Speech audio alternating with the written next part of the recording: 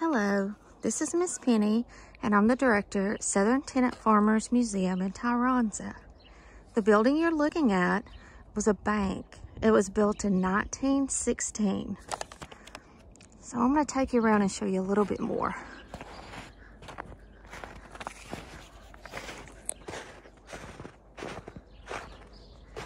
Let's go to the side. And you're gonna see there's a dry cleaners, there's a barber shop, and a gas station. H.L. Mitchell had the dry cleaners in 1927, and Clay East had the gas station in 1927 as well. They both had property here that joined to the bank during that time. Now, in 1927, there was a flood. In 1929, stock market crash. So shortly after that, the bank closed. So let me take you inside and show you a little bit of what we have in the bank from the restoration process. You hear the crunchy snow. All right, so we've got some of the characteristics of the bank, like the teller booth. We have our gift shop.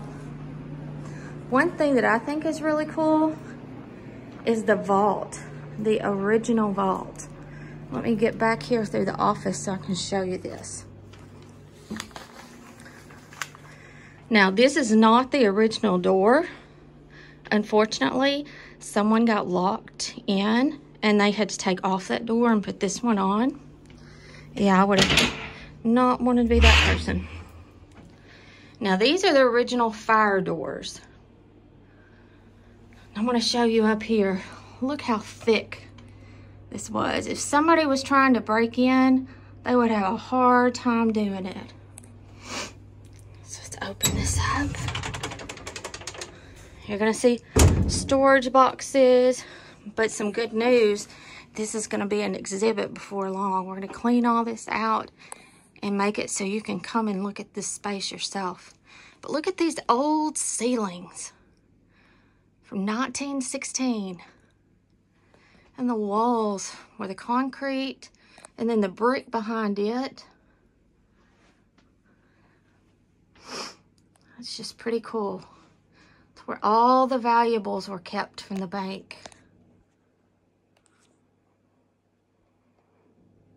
Now I'm going to take you on out to what used to be the dry cleaners and the barber shop, which is now our museum. So let me get this all closed up.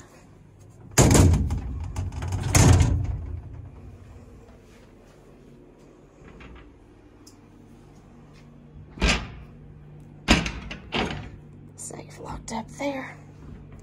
All right. Traveling along. It's our cash register.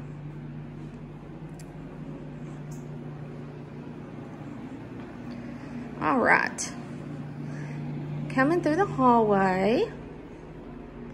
And you're going to see some items related to Tyronza. Here's a picture, just some history of Tyronza.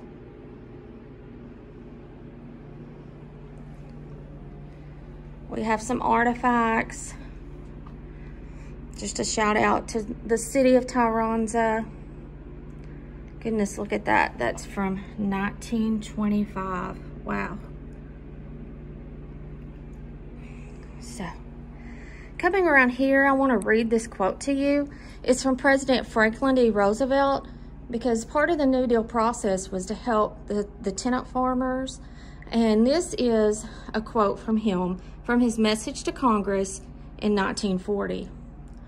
5 years ago, out of a revolt and vision, the Southern Tenant Farmers Union was born.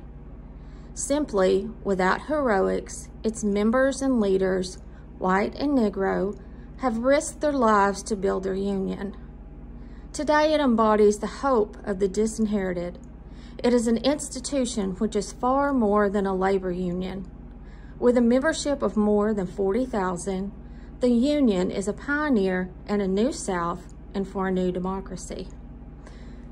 Now, the thing I want you to realize, it started 5 years ago, which is 1935, and it was started right here in this building.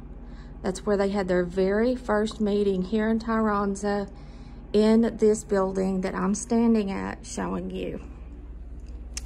So, let's start at the beginning. We've got the early years.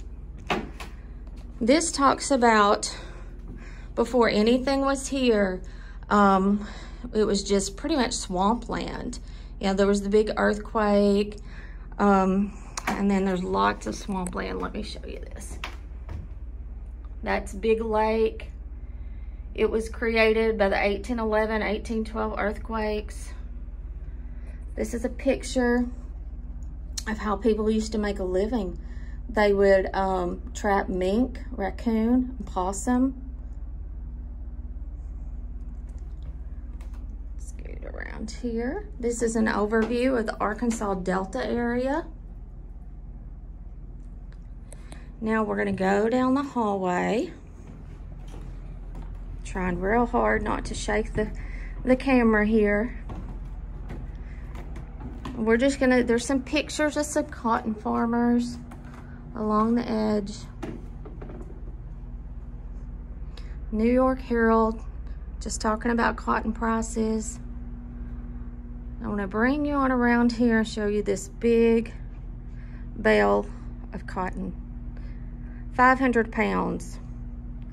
Something really cool about this, it can make 215 pairs of jeans, 690 towels, around 1,200 t-shirts, over 3,000 diapers, 4,300 pairs of socks, and 313,000 $100 bills. That's pretty cool. So back to our story, we had the earthquakes, we had swampland. So the business around here was logging. They would bring in logs, they would cut them, they would sell them to different companies. Since the river was close, it was easy to do.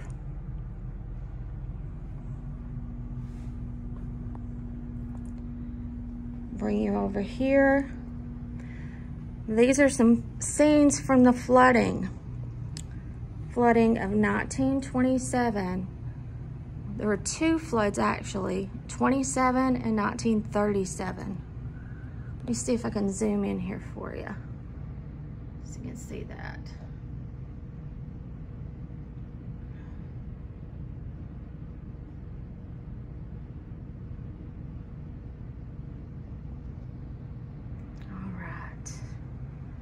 Let's look around here.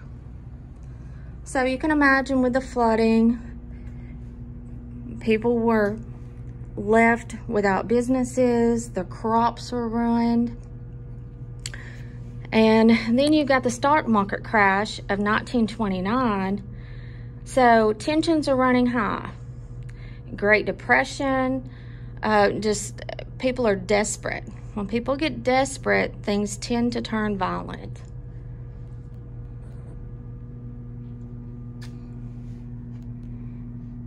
One instance of that violence is in September of 1891.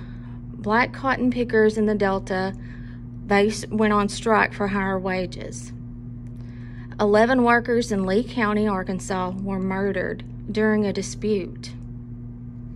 In the fall of 1919, black agricultural workers met at a church near Elaine, Arkansas to discuss the union matters. The shooting occurred when a white sheriff and his companions arrived outside the meeting. The sheriff was wounded and one associate was dead. The following day, several hundred armed white men arrived to kill the blacks and seize their property. Arkansas Governor Charles Hillman Brough had to send in military to restore the order. So when the violence ended, a Phillips County grand jury indicted 122 black men. 12 of them were sentenced to die in the electric chair. No whites were indicted. After appeals and retrials, a 1923 U.S. Supreme Court decision led to freedom for the Phillips County men.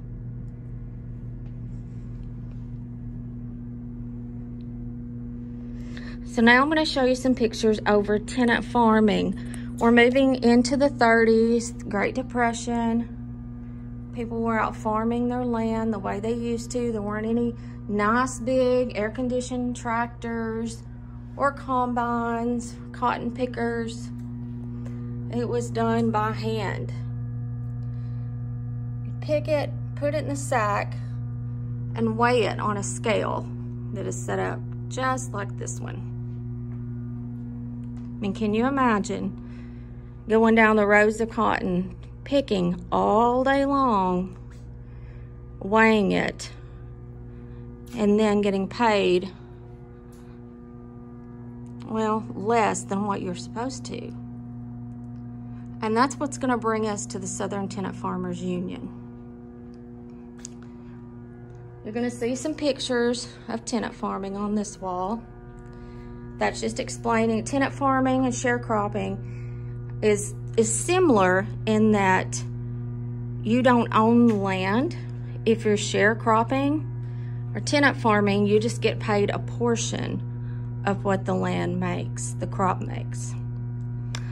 So the New Deal, Roosevelt's New Deal, they were going to cut the amount of cotton produced or grown so it would be in more demand, which would bring higher prices.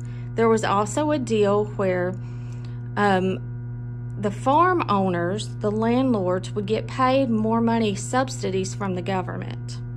Now, what they were supposed to do is pass along that extra money to the tenant farmers and sharecroppers. The problem comes in when they didn't share.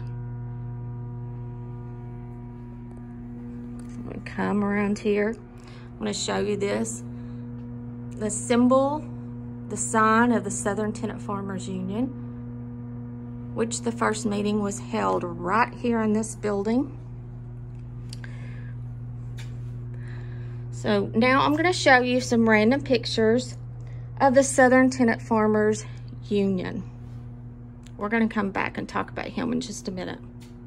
I'll get you over here. So there was a meeting, and the really neat thing about this, and we're talking in the 1930s, during the Great Depression, Mitchell and East, the owners of the dry cleaners and the gas station, they helped get together this union. The committee, the first committee, was made up of 11 white and 7 black men. There were also women who had leadership positions. Now think about that for a minute. It's hard enough sometimes for us to work together now in, 2020, 2021. But can you imagine back in the 1930s? You had 11 white, 7 black men, and women coming together to join a common purpose, and that was fair wages. So this poster, this is one where they went on strike. They were getting paid $0.25 per 100 pounds of cotton. They wanted $1 per 100 pounds. Well, like most things do, you end up compromising, and they ended up getting 75 cents, which is a lot better than $0.25. Now, when these strikes started happening, the landowners weren't happy because they wanted the money, and they wanted the money from the government and the money that the cotton produced. So they started kicking out the people who lived in their tenant homes. So this picture shows you in 1939, the evicted sharecroppers had to move out to this field with what they could carry. And this was their home. So can you imagine coming in one day and your parents saying, grab what you can, We've been told we have to get out in an hour, and having to go live in a tent made of sheets and whatever you can find, and that's your home. Here's a man right here I want to bring your attention to. John Hancock's. He was a sharecropper in the Tyronza area. He became an active organizer and songwriter for the Union. He was known as the voice of poor cotton farmers during the Great Depression. He believed that music had the power to unite people in a common cause. So I'm going to play you one of these, see if this is... 1833, we plowed up across. Join the Union tonight, all the plants that search is off. Join the Union tonight, come along, all workers come along. Help the Union to grow strong. Oh, get in, roll, stop toting such a load. Join the Union tonight. One man can't do nothing by himself. Join Union tonight. But work hard and starve to death. Join Union tonight. Come along, all workers come along. Help the Union to grow strong. Oh, get in, roll, stop toting such a load. Join the Union tonight. So you can see his songs had meaning. Join the Union tonight. Another title was Mean Things Happen in This Land. Roll the Union on, no more mourning. So people really identified with his music, and they would get together, and that would be some sort of form to unite them for their common cause. So the Southern Tenant Farmers Union grew and grew, got to be over 40,000, and end up having their headquarters in Memphis. So I'm going to show you a couple of other things. This is just talking about the Union legacy. It just has some more stories about strikes and the expansion that went into Oklahoma, Missouri, and Mississippi. It even spread out to California to fruit canners and cane harvesters in Louisiana, so it had a ripple effect. And now we're going to end up with just some more modern farm equipment. You can see this is not quite where we are today, but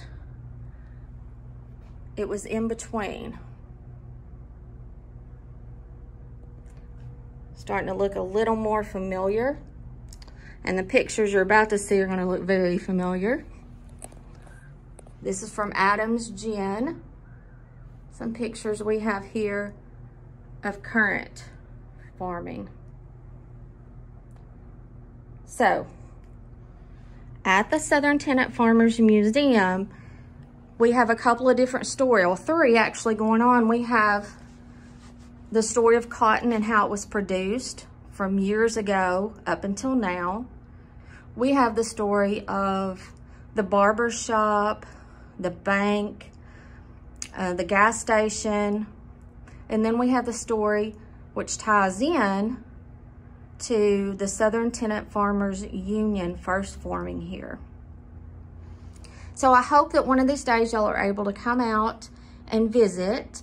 And if you have any questions, please let me know. I'd be more than happy to answer those for you. Thank you.